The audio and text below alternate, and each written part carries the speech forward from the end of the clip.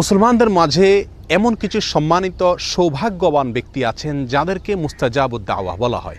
আল্লাহ সুবহানাহু ওয়া তাআলার সেই সৌভাগ্যবান নেককার বান্দা যার দোয়া সাধারণত আল্লাহ সুবহানাহু ওয়া তাআলা ফিরিয়ে দেন না। তিনি নিজের জন্য কিংবা অন্যের জন্য যে কোনো দোয়া আল্লাহ সুবহানাহু ওয়া তাআলার কাছে করলেই সেই দোয়া আল্লাহ সুবহানাহু ওয়া তাআলা কবুল করেন।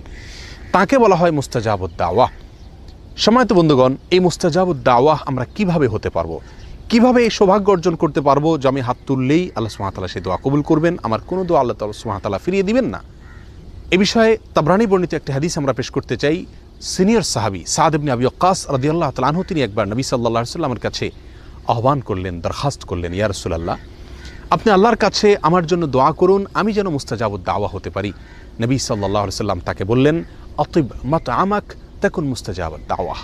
সাদ, তুমি তোমার খাদ্যকে হালাল রাখবে, পবিত্র রাখবে, পরিচ্ছন্ন রাখবে হারাম এবং হারামের লেশ থেকে, তাহলে তুমি মুস্তাজাবুদ দাওয়া হতে পারবে। তাবরানী বর্ণিত হাদিসটিকে মুহাদ্দিসিনের কেউ কেউ যঈফ বললেও এই বিষয়ে আরও বহু বিশুদ্ধ হাদিস বর্ণিত রয়েছে।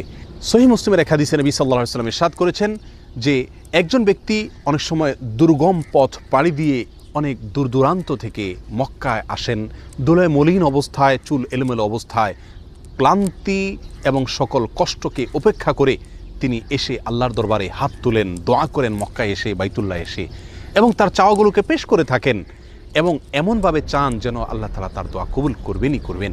নবী সাল্লাল্লাহু আলাইহি ওয়াসাল্লাম বলেন, আন্না ইউস্তাজাবু লাহ, সে ব্যক্তির দোয়া কিভাবে কবুল হবে এটা কিভাবে কল্পনা করা যেতে পারে? কারণ সেই ব্যক্তির দেহ গঠিত হয়েছে হারাম দিয়ে, তার যে সম্পদ তিনি গড়ে তুলেছেন সেগুলোর পিছনে হারাম উপার্জন রয়েছে, হারামের ভূমিকা রয়েছে। অতএব সেই ব্যক্তি আল্লাহ সুবহানাহু ওয়া তাআলার কাছে যতই দোয়া করুক, যতই মক্কায় গিয়ে দোয়া করুক, যত কষ্ট করে এসেই দোয়া করুক না কেন, আল্লাহ সুবহানাহু ওয়া তাআলা তার দোয়া কীভাবে কবুল করবেন? অর্থাৎ দোয়া কবুল হওয়ার কোনো প্রশ্নই উঠতে পারে না।